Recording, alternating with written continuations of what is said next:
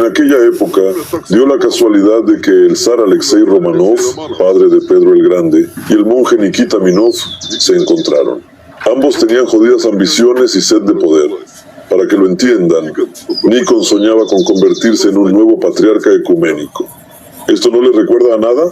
La reforma se impulsó con el pretexto de volver a los orígenes correctos de la fe, por lo que se destruyeron todos los antiguos libros de culto y los rituales rusos se ajustaron plenamente a los griegos. Irónicamente, como fuentes primarias griegas, Nikon no utilizó los textos originales, sino los escritos después de la conclusión de la unión entre griegos y católicos. Por lo tanto, un retorno a los orígenes correctos de la fe está ciertamente fuera de cuestión aquí. Y poca gente sabe lo que fue realmente crucial en las reformas de Nikon y que se relaciona directamente con la magia fue el cambio en la dirección del movimiento de los creyentes. A partir de entonces, las procesiones alrededor de las iglesias se realizaban en sentido contrasolar, es decir, en sentido contrario a las agujas del reloj. Aunque antes siempre iban en el sentido de las agujas del reloj. ¿Cuál es la diferencia entre el sentido de las agujas del reloj o el contrario? Toda la esencia de esta innovación solo la entenderán los que saben.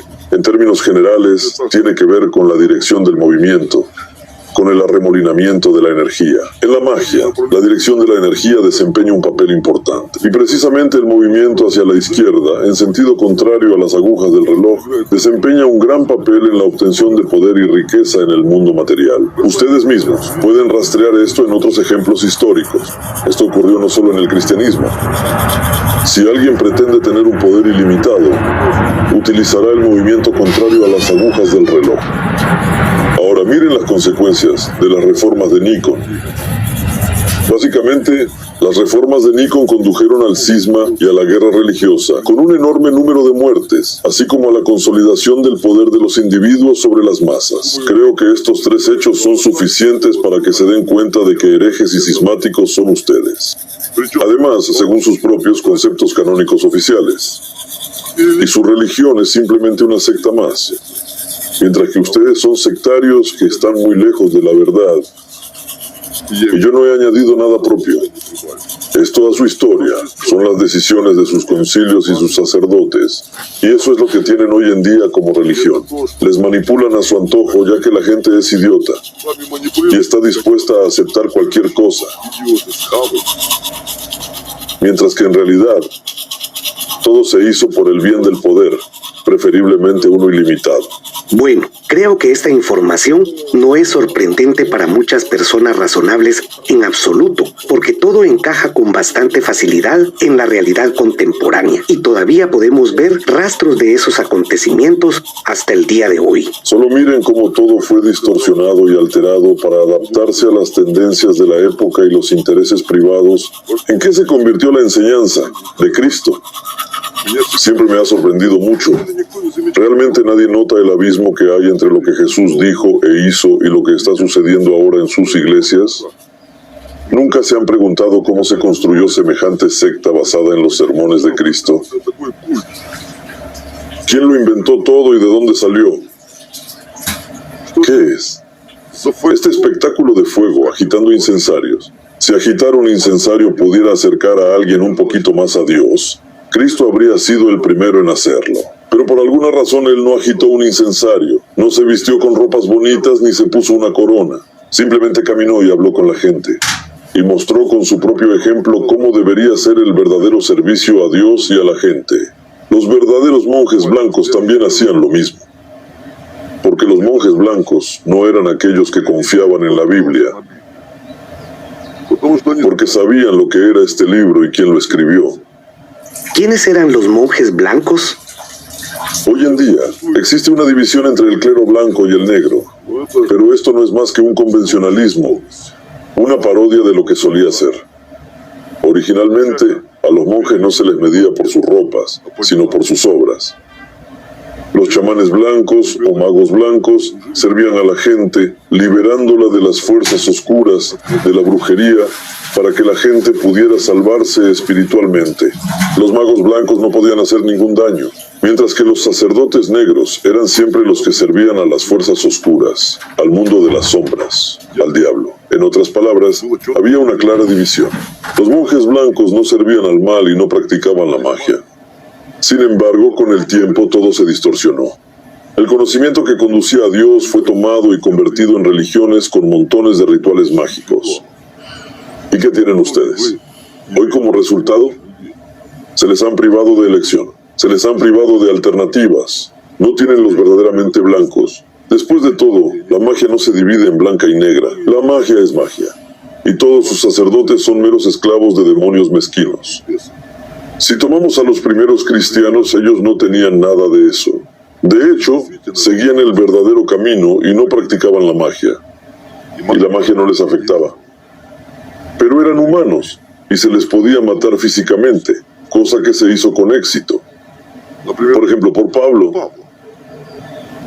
a quien ahora ustedes veneran tanto y llaman apóstol. Jesús nunca lo vio en su vida. ¿Por qué de repente se convirtió en su apóstol? ¿Cómo es que no lo vio? Pablo era en realidad un verdadero satanista.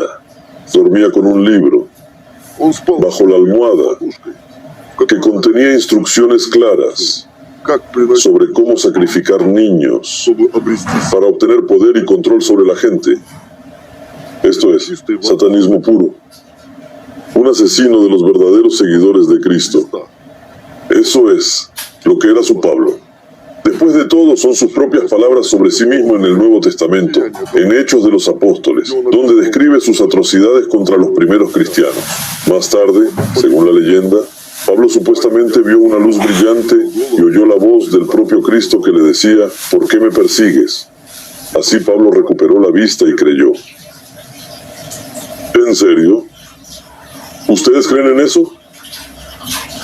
Entonces, ¿por qué no hacen santo a cualquier chiflado al que se le aparece Jesús, María y todos los santos? Por alguna razón, cuando oyes cosas así, la primera pregunta que surge es sobre la salud mental de esa persona. Mientras que en este caso, una alucinación se convirtió de repente en un argumento para reconocer a Pablo como apóstol, aunque ni siquiera hubo testigos de ese suceso. ¿Cómo podía Pablo reconocer la voz de Cristo si nunca la había oído? ¿Y por qué evitó Pablo reunirse con los verdaderos apóstoles de Cristo después de esto? Surge una pregunta. ¿No embelleció Pablo los acontecimientos para ganarse el reconocimiento de los primeros cristianos? Para ganarse su confianza. Y no olvidemos que Pablo era judío, y no de los ordinarios, mientras que los desertores de otras religiones eran severamente castigados en aquella época. Sin embargo, Pablo eludió milagrosamente el castigo.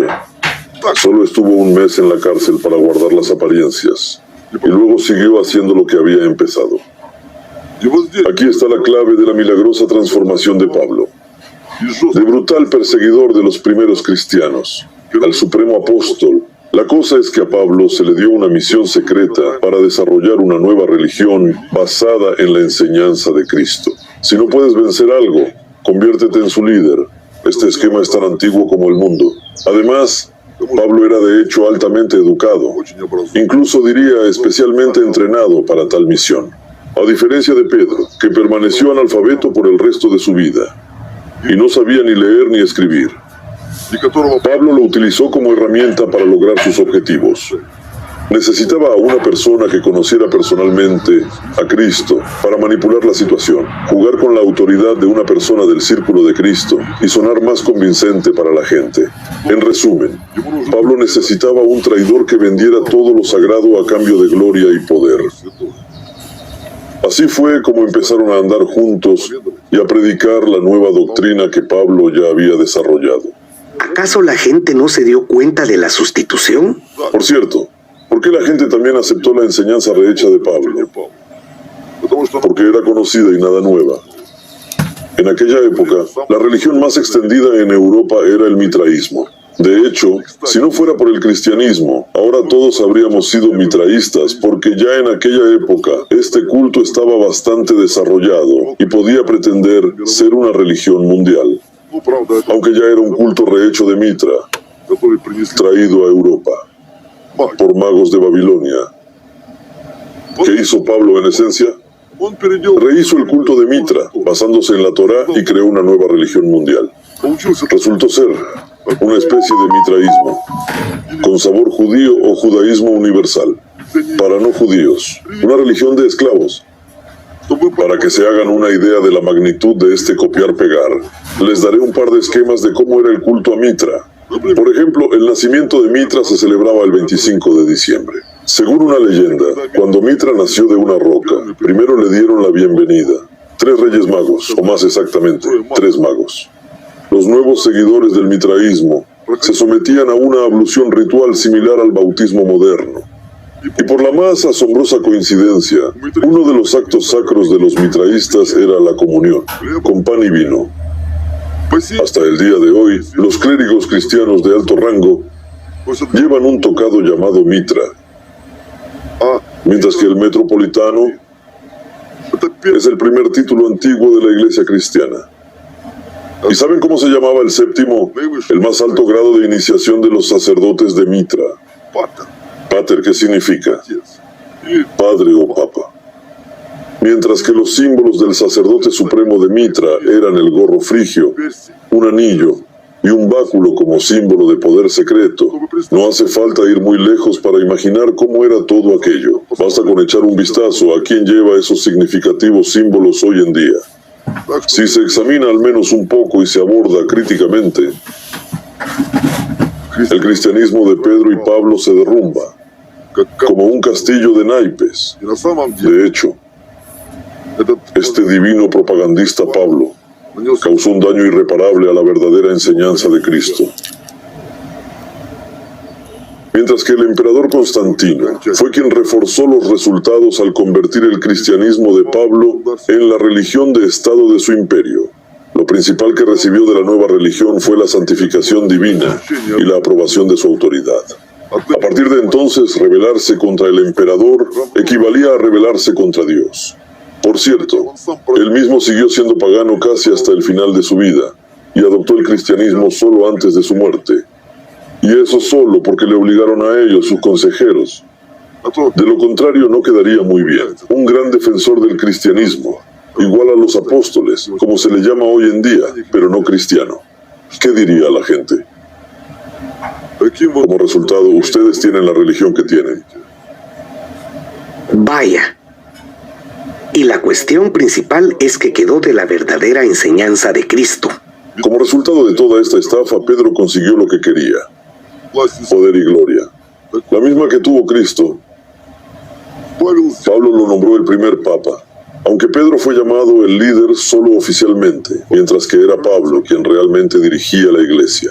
En cambio, tal como soñaba, Pedro llegó a ser igual al propio Cristo en milagros e incluso le superó. Supuestamente hizo de todo: resucitaba a los muertos, curaba a los enfermos. Bastaba que su sombra cayera sobre una persona para que ésta se curara al instante. Pero todo era solo sobre el papel, mientras que en la realidad nada de eso ocurrió, por supuesto. Permítanme recordarles que el propio Cristo llamó a Pedro Cefas, que significa piedra, refiriéndose a su esencia interior. Jesús vio perfectamente que Pedro solo andaba cerca de él con el deseo de aprender magia para tener poder sobre la gente. Cristo lo echaba como al peor de los traidores.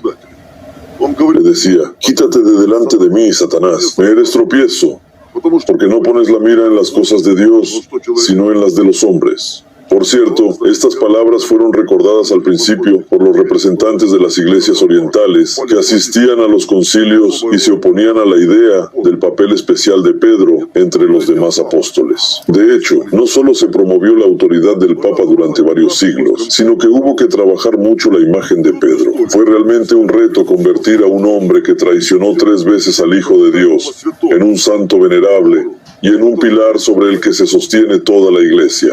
Es la más alta maestría de la propaganda, hacer un santo de un demonio. Pero, ¿qué hay de las palabras de Jesús en otro versículo del Nuevo Testamento, donde supuestamente le da a Pedro las llaves del reino de Dios? Es cierto, Jesús realmente dijo esas palabras, pero no a Pedro. Y no lo duden, esas llaves que Cristo entregó se quedaron con aquel a quien se lo dijo. Ninguno de los seres humanos puede influir en esas cosas. Se lo diré así, no es asunto suyo. Mejor piensen a quién le rezan y en quién se apoya su iglesia. En dos satanistas, Pedro y Pablo. Basta con recordar lo que hicieron a los niños cristianos para gloria de su Dios. Y todo fue para ganar poder y usarlo para gobernar a la gente. Lo que hicieron y lo que transmitieron a sus sucesores son todo instrucciones claras, puro satanismo, y no tiene nada que ver con la salvación del alma. Uno no quiere creerlo, pero es un hecho. Aquellos que tomaron el poder y crearon una religión basada en la enseñanza de Cristo les dirigieron a servir a Satanás. Su religión es un culto a la muerte. ¿Puede conducirles a la vida algo que se construyó sobre los muertos? ¿Saben dónde se encuentra la Basílica de San Pedro en el Vaticano? Sobre los huesos de los primeros cristianos, en el emplazamiento del antiguo circo de Nerón, donde como espectáculo para el pueblo y el emperador, los verdaderos seguidores de Cristo sufrieron una muerte dolorosa, desgarrados por animales salvajes. Y ahora, bajo el altar mayor de la basílica, que por cierto está orientado hacia el oeste y no hacia el este, se encuentra la tumba del propio Pedro. Piénselo. Un cadáver bajo el altar. Saben que hasta el día de hoy existe una regla canónica establecida de cumplimiento obligatorio que prohíbe construir una iglesia sin colocar reliquias. Es obligatorio colocar las llamadas reliquias en los cimientos de una futura iglesia bajo el altar. Y si alguien se atreve a violar esta regla, será excomulgado. Esta regla fue adoptada en el Concilio Ecuménico, es decir, por la decisión conjunta de todas las iglesias existentes. Solo que este hecho no recibe mucha publicidad. No he oído a nadie hablar de ello. Y probablemente soy la primera persona que se lo dice últimamente. Para ser sincero, escucho esto por primera vez. ¿De verdad hay un muerto debajo de cada altar? Y lo más importante, ¿para qué? Para que un templo tenga éxito hay que pagar por ello. Se necesita un conductor. Y esta tradición se remonta a la más remota antigüedad. En la antigüedad, cuando construían una fortaleza, enterraban a un niño bajo la primera piedra, mientras que si construían un templo, es decir, un edificio de culto, enterraban a una niña. Hasta hoy, casi todos sus templos se construyeron sobre cadáveres. A menudo eran niños pequeños, más a menudo niñas. Normalmente eran enterrados vivos. Tenía un significado sagrado. Una muerte dolorosa bajo el altar. Un muerto así se convertía en conductor al mundo de los muertos. Se enterraba viva a una persona para restablecer la conexión entre los vivos y los muertos. Es una especie de portal, un portal al infierno. Todo esto se hizo para alimentar directamente a los muertos. Para eso, Satanás dio a sus sacerdotes éxito y poder sobre otras personas. Es parte del contrato. De otra manera, un templo no traería ganancias y no tendría éxito. Y cuantos más templos se construyen, más gente desaparece sin dejar rastro. Si lo dudan, caben bajo un altar y lo verán. Escuche, estoy sin palabras. Al principio, usted ha dicho que se enterraron reliquias, es decir, una persona que murió hace mucho tiempo. Eso ya es una perversión. No juega ningún papel. Para que un templo funcione, el conductor tiene que ser enterrado vivo. Y se ve muy claramente donde los templos están vacíos y donde están llenos. Parece que se construye un templo nuevo, espacioso, con todas las comodidades, pero nadie quiere ir allí, y los sacerdotes no permanecen mucho tiempo. Mientras tanto, hay unas ruinas situadas en el infierno, sabe dónde, pero multitud de gente va allí, y tal templo nunca permanece vacío. Una parroquia son ingresos, y para tener ingresos se necesita un conductor, enterrado vivo, bajo el altar. De lo contrario, el templo no generará ingresos a quien realice rituales mágicos en él. No lo he dicho mal. Eso no es servicio a Dios, sino exactamente rituales mágicos. El servicio a Dios tiene lugar en los hechos, como hicieron los monjes blancos. Sirvieron a la gente, lo que significa que sirvieron a Dios. Sin embargo, fíjense, ¿cómo sirven sus monjes negros? ¿Qué sacramentos realizan? El camino hacia Dios es abierto y sencillo, mientras que todo lo que ha sido convertido en sacramento y llevado a las sombras es todo servicio a mi amo. Lo repetiré una vez más. Si tienen dudas, tomen cualquier templo y desentierren lo que está enterrado bajo el altar. Perdón, estoy digiriendo la información. ¿Saben qué es lo más gracioso de todo esto? ¿Qué? En realidad, no se les oculta nada, todo está a la vista. Es solo que ustedes miran, pero no lo ven. ¿Acaso alguien les oculta que su religión está dirigida por sacerdotes negros? No, ellos llevan abiertamente sus vestimentas negras, mientras que ustedes ni siquiera lo cuestionan.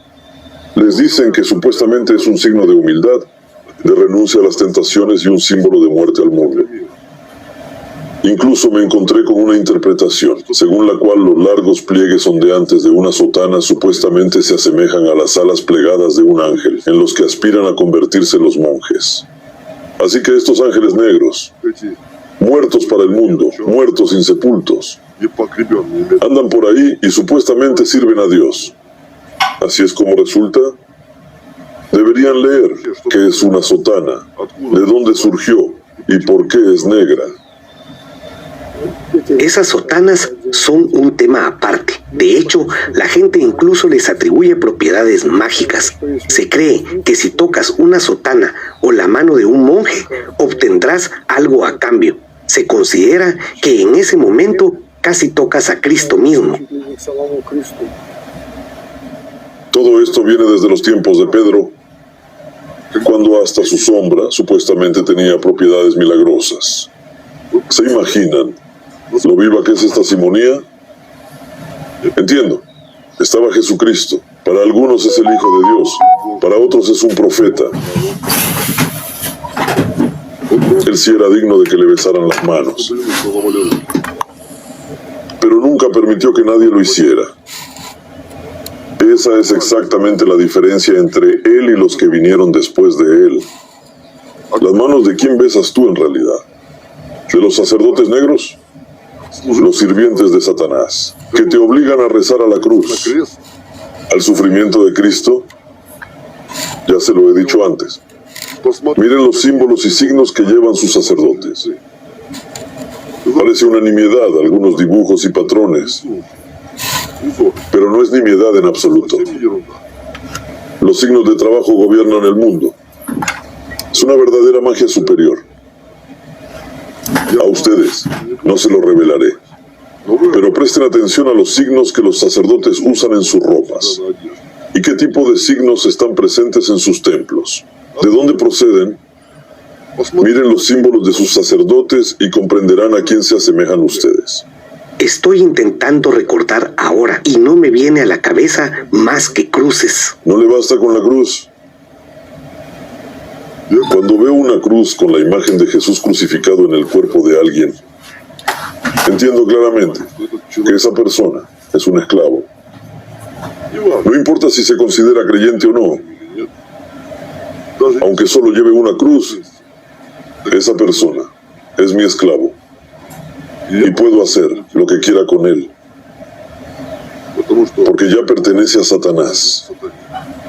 Lleva el símbolo de la victoria de Satanás en este mundo, porque la cruz es un símbolo de la victoria de Satanás sobre el Hijo de Dios, no sobre Dios.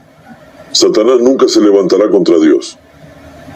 Él no puede ir más allá de su dominio, mientras que el dominio de Satanás está aquí, en este mundo. Así que cuando ustedes rezan a la cruz, alaban la victoria de Satanás sobre Cristo. Esto es exactamente la misa negra. Miren la historia de los primeros cristianos, incluso de los que establecieron religiones. ¿Acaso usaron la cruz como símbolo? No. La cruz era como una vergüenza, una herramienta de tortura, un instrumento mágico. Los primeros que comenzaron a usar la cruz como símbolo de la victoria de Satanás sobre Cristo fueron magos, y más tarde ya se introdujo en el culto cristiano. La cruz es la vergüenza de la humanidad, el dolor y el sufrimiento de Cristo. De nuevo, es un símbolo de la muerte agonizante. ¿Tienen idea de lo que vivió Jesús en la cruz en absoluto? Lo dudo. Muchos ahora tienen una imagen en la cabeza de las películas populares de una víctima colgando humildemente en la cruz y muriendo lentamente de calor y sed. ¿No parece muy impresionante? Uno puede simplemente desmayarse y dormir. ¿Es eso lo que les parece a ustedes? Todas estas imágenes están muy lejos de la realidad porque una cruz era en primer lugar una herramienta de tortura y los encargados del proceso verificaban cada detalle. El ángulo de la cruz, el lugar exacto donde se clavaban los clavos y qué músculos y nervios se dañaban en ese momento. Esto determinaba cuánto sufriría la víctima. Ahora imagínate en el lugar de Cristo. Todas las articulaciones de tus brazos, hombros, codos y muñecas están desplazadas casi desde los primeros minutos. Todo el peso recae sobre tus pies, que también están clavados. Los músculos empiezan a acalambrarse rápidamente. Tu pecho está estirado bajo el peso de tu cuerpo y está en un estado de inhalación constante. Para exhalar, tienes que apoyarte en los pies y levantar el cuerpo. A diferencia de todas esas imágenes de las películas, en la realidad tienes que moverte arriba y abajo de la cruz todo el tiempo, solo para poder respirar. Y permítanme recordarles que en ese momento la espalda de Jesús estaba destrozada por la flagelación. Cada inhalación requería de su increíble esfuerzo. Desmayarse o perder el conocimiento significaba morir asfixiado. Así que tuvo que aguantar. Y eso duró muchas horas. Soportarlo todo y permanecer consciente. Es una presión fisiológica increíble. Es un esfuerzo al límite de la capacidad humana. Probablemente, ya después de unas horas, el corazón de Jesús comenzó a fallar, y lo más probable es que terminaría con el corazón roto. Por cierto, normalmente las personas eran ejecutadas, completamente desnudas en una cruz. Así que imaginen ese sufrimiento, dolor y humillación. Sin embargo, creo que lo que realmente rompía el corazón de Cristo era que abajo había gente mirando todo aquello y sin hacer nada. Dejaron que unos canallas crucificaran al Hijo de Dios. Ahora les dicen que la cruz es un símbolo para recordar el sacrificio de Cristo. Pero lo que realmente deben recordar es la traición, que todos le traicionaron. Estaba en la cruz solo, y nadie le tendió la mano. Nadie compartió su agonía. Miles de personas estaban alrededor, y solo una docena de soldados custodiaban la cruz. La multitud podría haberlos aniquilado en 3 segundos, y no quedaría ni rastro. Sin embargo, todos simplemente estaban allí, contemplando la lenta y dolorosa muerte en la cruz de aquel que había venido aquí por ustedes, para darles la salvación. Aquí está, el poder de Satanás en la mente de la gente. Una mentalidad psicológica de un esclavo impuesta por el diablo. Aquí está la fuerza de Satanás. Por eso la gente se convierte en magos, para controlar a esclavos como ustedes. Acabo de recordar una escena de Los Hermanos Karamazov, de Dostoyevsky, en la que Jesús vuelve a la tierra, pero de nuevo es capturado y encarcelado por consentimiento de la gente. Eso es cierto. Si él volviera aquí, lo crucificarían de nuevo, porque no reconocerían la verdad que él llevaba. Es demasiado diferente de lo que sus religiones están llenas hoy en día. Y precisamente los que ahora gritan más alto que nadie que son creyentes, serían los primeros y más ruidosos en gritar: ¡crucifícalo! Primero ustedes permitieron que el Hijo de Dios fuera torturado y crucificado. Olvidaron sus palabras y ahora también se burlan de él. Han construido su altar sobre un cadáver y han puesto una cruz sobre todo ello. Sin embargo, ese no es todo el panorama. Lo que está bajo el altar es una parte. ¿Pero qué tiene lugar en el altar? El acto central, el sacramento principal, por el que rinden culto a su Dios y por el que supuestamente se salvan. La Santa Misa, o comunión, es un ritual ocultista no disimulado, un verdadero ritual de magia negra, de sacrificio humano. Basta con mirar. En el altar bajo el cual hay un portal al mundo de los muertos, un sacerdote reproduce el asesinato ritual de Cristo, realiza su desmembramiento y les alimenta con eso. Mientras que ustedes lo aceptan, beben la sangre y comen la carne de Cristo, cometiendo así un acto de canibalismo. ¿Qué están haciendo? Están comiendo el cuerpo y la sangre de Cristo para obtener sus cualidades. ¿No les recuerda esto a la época en que la gente comía el corazón de sus enemigos y bebía su sangre para obtener su fuerza? Después de todo, es realmente así. Es un ritual muy antiguo de teofagia, el comer a Dios.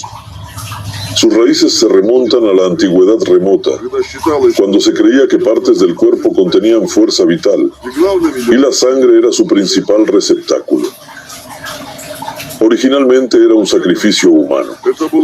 Más tarde se sustituyó el ser humano por un animal y finalmente se inventó la figura simbólica de un dios hecho de masa. Pero eso no cambia la esencia. Es un sacrificio humano simbólico. Mientras que un sacerdote realiza la transubstanciación, es decir, la conversión en un sacrificio humano real, y por este acto ustedes supuestamente se salvan. ¿Quiénes son después de eso? Si comen carne y beben sangre, se les impone el canibalismo porque comen literalmente el cuerpo y la sangre de Cristo en la Santa Cena. No se alimentan del Espíritu, sino de la carne y la sangre de Jesús. Díganme, ¿qué tiene esto que ver con la espiritualidad o incluso con algo adecuado en el sentido humano? Cualquier persona sensata huiría de tal abominación, mientras que ustedes incluso llevan a sus hijos allí. Sin embargo, en el Nuevo Testamento, Jesús mismo ordenó a sus apóstoles que lo hicieran en memoria suya. Jesús también dijo que solo a través del amor se salvarán. Pero, ¿van a través del amor? Van por deseos de beneficios materiales, se deleitan en su sangre y esperan estar en el paraíso. ¿No les parece ridículo a ustedes mismos? Al fin y al cabo, es Satanás quien se está burlando de ustedes. ¿Dónde está su cordura? Abran los ojos. ¿No ven que tienen cadáveres tirados por todas partes, en sus templos que se supone que son lugares sagrados? ¿Conocen siquiera la definición de necromagia? Léanla y encuentren 10 diferencias, como se dice. También tienen muertos en los íconos y rezan a los muertos. ¿Se han preguntado alguna vez de dónde viene la tradición de pedir a los llamados santos que recen por una persona? Al fin y al cabo, no empezó en tiempos de Jesús, sino mucho antes. ¿De dónde sacan sus sacerdotes sus argumentos de que los vivos deben necesariamente dirigirse a los muertos en busca de ayuda? No lo sé. ¿De dónde? Esta tradición se remonta a los tiempos del Antiguo Testamento del sanguinario dios El. Son palabras de la Torá, donde se dice que debes pedirle a Abraham que rece por ti y vivirás. O la gente también se refiere a los salmos de David diciendo que los ojos de Jehová están sobre el clamor de los justos. Pero en realidad siempre se ha mencionado primordialmente que Dios responde a la llamada y al amor de los justos. Esa es una gran diferencia. Si no la han entendido, lo siento por ustedes. De hecho, ¿qué hacen ustedes cuando rezan a los íconos de estos llamados santos? Un ícono es una imagen, una dirección directa a un muerto. Así que cuando se dirigen a estos supuestos santos en sus oraciones, comparten su vida con un muerto y su fuerza se drena directamente al infierno. Después de todo, de nuevo, ¿quiénes son sus supuestos santos? Por ejemplo, hoy en día la gente alaba y venera enormemente a la matrona de Moscú, mientras que la Madre Teresa ha sido elevada a la categoría de santa. Hablemos de estas dos imágenes, conocidas por todos. Lo explicaré con su ejemplo. La llamada Santa Matrona de Moscú estuvo en realidad poseída y controlada por demonios durante su vida. Miren lo que hacía. ¿A qué se reduce su supuesta santidad? Resolvía trivialmente las peticiones materiales de la gente, salud, dinero y todo eso. ¿Acaso ayudó a alguien espiritualmente? No, porque estaba poseída por demonios y servía a Satanás. Si realmente fuera una santa como se la presenta, con todos sus milagros, habría guiado a la gente hacia la salvación espiritual en lugar de satisfacer deseos materiales, como un genio. De hecho, aún surgen muchas preguntas sobre su biografía. Pero por alguna razón, los sacerdotes prefieren hacer la vista gorda ante los evidentes actos mágicos que realizó, a pesar de que llegó a contarlo todo sobre sí misma. Se delató a sí misma cuando dijo a la gente que fuera a su tumba porque ella se quedaría allí. Les recibiré igual que antes. Estas palabras lo dicen todo sobre quién era y dónde está ahora. Por eso su matrona está en el infierno. Ella es ahora una piedra en el portal, más aún, una piedra inferior, para que lo entiendan. En otras palabras, ella está en la esclavitud, y cualquier oración a ella es una adoración a Satanás. Mientras tanto, enormes filas se forman para visitarla, y no solo para que ella ayude a resolver algunos problemas materiales aquí, sino también para que ayude a los parientes muertos a instalarse mejor allí. Sí, de hecho, he oído muchas historias de mis conocidos que confirman que ella sigue cumpliendo deseos materiales, pero ahora no puedo esperar a oír lo que usted dirá sobre la Madre Teresa. Sí, la Madre Teresa es una santa canonizada. Su nombre se ha convertido en un sustantivo común como indicación de misericordia y bondad, mientras que en realidad era una brutal asesina que abusaba de la gente. Esto es básicamente información pública. Puede que ya hayan oído lo que ocurría en sus hogares para moribundos. Condenaba a la gente a sufrir, dejándoles sin medicamentos cuando aún podían salvarse. Prohibió incluso los analgésicos para que los pobres sufrieran como Cristo. Como resultado, muchas personas murieron de shock por el dolor. Sin embargo, por alguna razón, cuando la propia Madre Teresa cayó enferma, acudió a una de las clínicas más caras del mundo y ni una sola vez rechazó un analgésico para sufrir como Cristo. Además, en sus diarios, ella misma escribió de dónde había recibido todas esas ingeniosas ideas de cómo organizar centros donde la gente sufriera y muriera en agonía. Cuando era niña, se le apareció una voz en la cabeza, supuestamente la voz de Cristo, que se comunicó con ella durante muchos años, y en un momento dado le dijo lo que tenía que hacer, y a dónde tenía que ir. Y miren el resultado, qué red creó en todo el mundo, y lo que no es menos importante, cuánto dinero recaudó de las donaciones. Así que su Madre Teresa es la santa canonizada más cruel, que mató a masas de gente solo por dinero, y que realizó misas negras, sirvió a Satanás, y recibió miles de millones por ello, que llevaba al Vaticano. El Papa la quería mucho por ello y le dio todo tipo de beneficios, mientras que a ella le bastaba con recoger la fuerza de la gente. También es indicativo que cerca del final de su vida la Madre Teresa se sentía una mierda, a juzgar por los registros de su diario. Como ella misma describió, sentía frío en su interior, oscuridad y dolor que le desgarraba el corazón, y que el cielo estaba cerrado para ella. Y lo que cierra completamente la cuestión de su santidad es que ella dudaba de la existencia de Dios.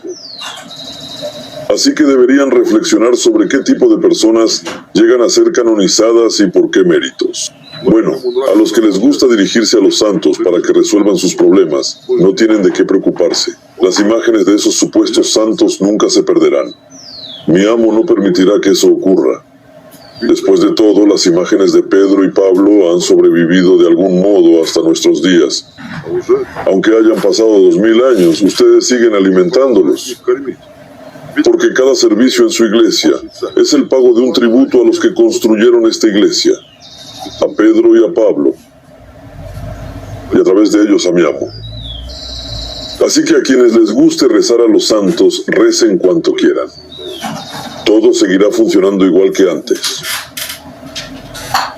Por cierto, respecto a las oraciones, no está claro por qué las oraciones dirigidas a santos o compuestas por santos y dirigidas a Dios son utilizadas por todo tipo de hechiceros. Se supone que una oración protege a una persona de las fuerzas oscuras en particular, pero los hechiceros trabajan con oraciones sin ningún problema. Para que lo entiendan, el 99,9% de las oraciones son hechizos mágicos. Es solo que ustedes no han profundizado en la esencia de las palabras que pronuncian. No entienden su disposición ni el significado de las peticiones que expresan. Esta es una cara de la moneda. La otra cara es que, sí, en el pasado, las oraciones se daban realmente como una herramienta para ayudar a la gente en el camino espiritual. Eran una especie de mantras que ayudaban a eliminar todas las cosas innecesarias de la mente y a centrarse. La única oración de este tipo en el cristianismo que se ha conservado hasta nuestros días es la oración de Jesús. Es extremadamente difícil de realizar, pero realmente conduce a la salvación. Una persona comienza con una simple pronunciación de las palabras y gradualmente aprende a sumergirse en la profundidad y a sentir su alma. Esta es la única oración que puede llevar a Dios.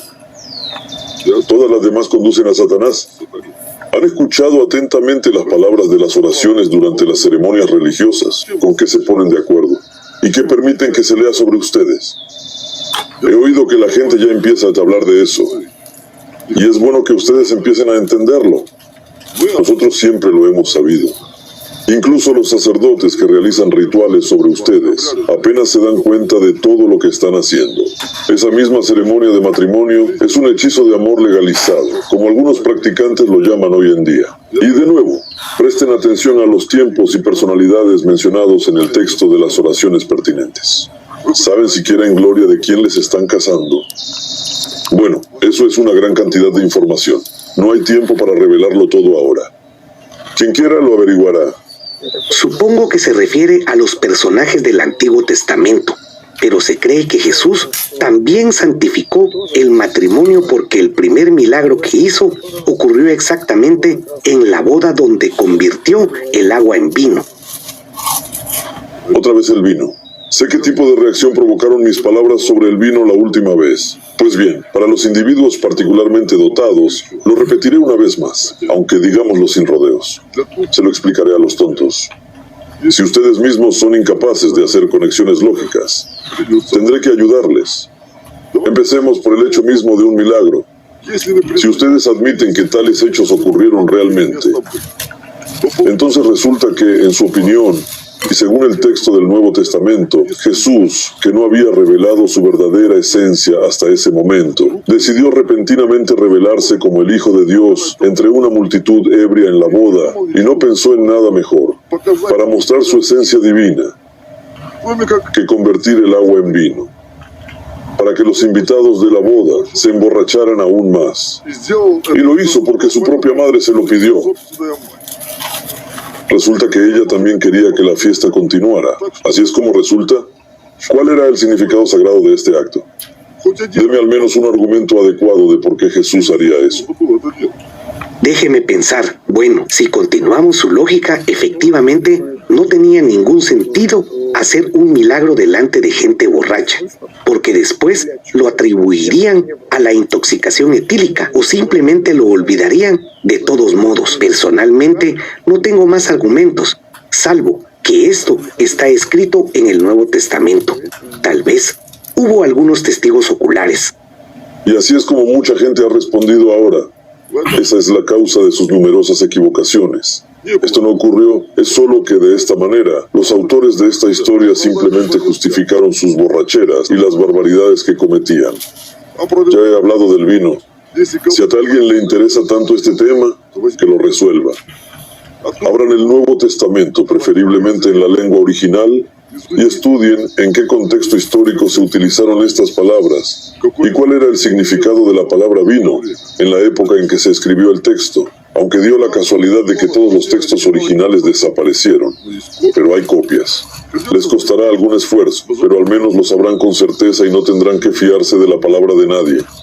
Se los contaré brevemente, pero les recomiendo que lo comprueben de todos modos. Tanto en el hebreo bíblico como en el griego antiguo, la palabra vino se utilizaba no solo para designar el vino alcohólico, sino también otros productos elaborados con uva, incluidas las propias uvas y el zumo de uva. Incluso en las copias de los originales perdidos del Nuevo Testamento, donde se describen aquellos acontecimientos, se utiliza el concepto del vino joven o nuevo. Se refería a un zumo de uva sano. En aquella época, no existían las enzimas digestivas, por lo que la gente bebía este vino después de las comidas para evitar dolores. En otras palabras, se trataba simplemente de enzimas digestivas que daban valor a la bebida. Por lo tanto, la Biblia contiene historias que indican que incluso a los bebés se les daba vino para mejorar su digestión.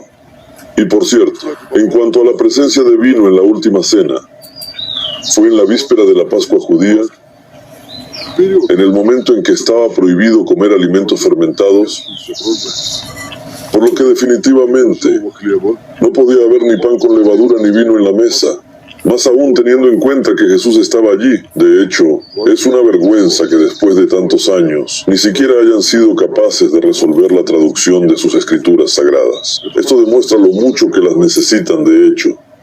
Si quisieran, lo habrían resuelto todo por su cuenta y yo no tendría que decirles todo esto ahora. Pero ¿a quién le importa? No es para tanto.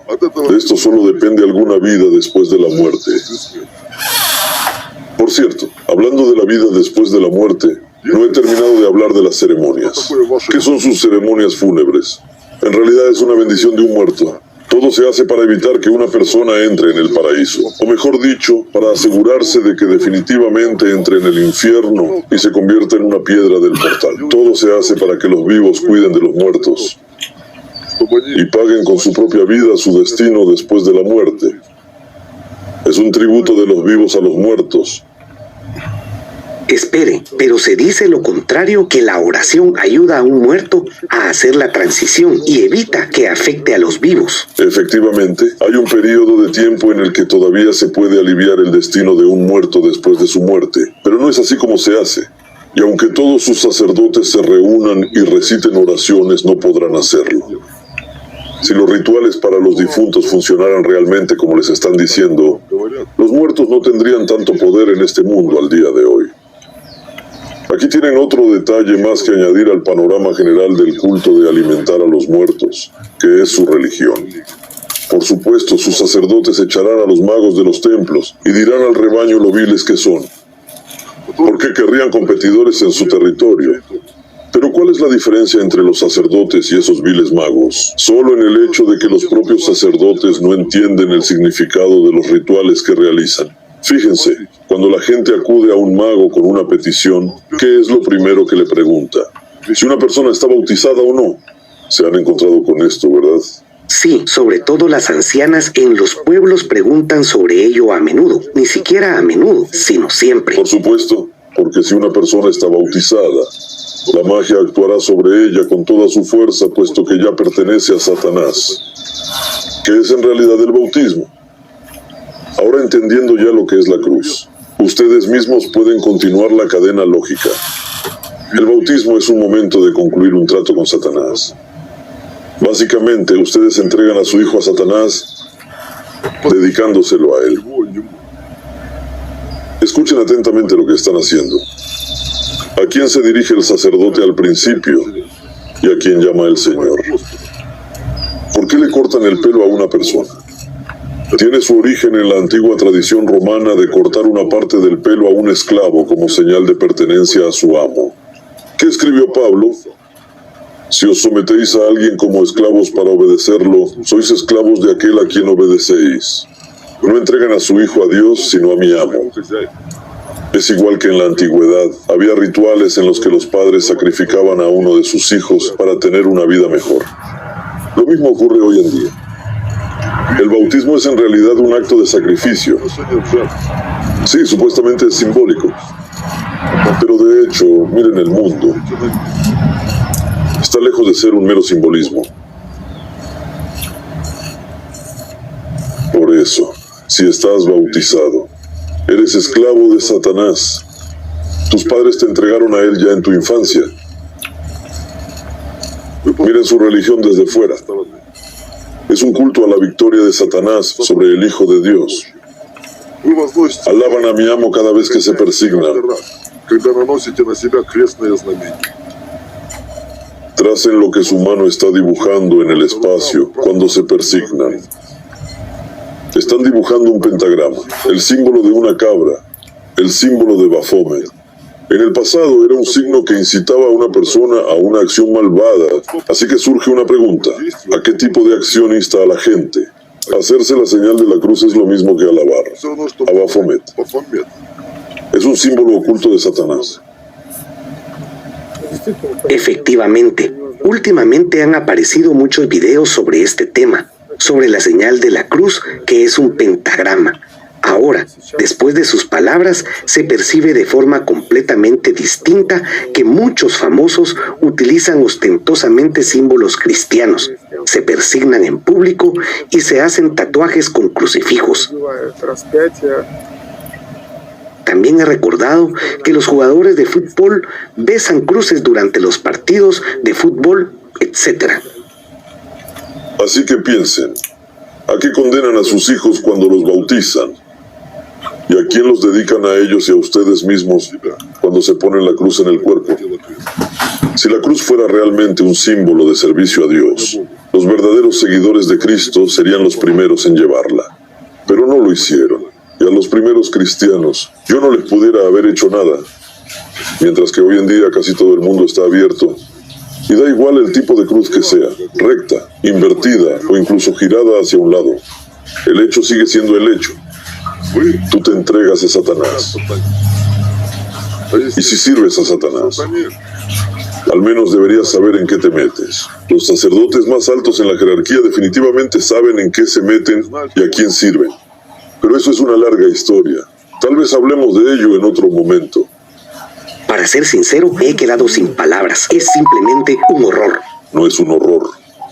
Todavía no les he contado nada. Esto es simplemente lo que hay en la superficie. No saben cuál es el verdadero horror, pero no se lo voy a contar por ahora. ¿Sabe? Lo que más me llama la atención es el hecho de que todo sea tan lógico y obvio. Es una oscuridad más oscura, pero nadie se da cuenta de esa oscuridad. Es más, todo el mundo la percibe como luz. Satanás nunca esconde nada. Lo tiene todo a la vista. Solo que ustedes son tan estúpidos que no lo ven. Les han lavado el cerebro y les han puesto un saco en la cabeza. Lo llaman fe y les alimentan descaradamente con carne de muerto. No estoy exagerando, es un hecho. Abran los ojos y miren. Miren dónde acuden.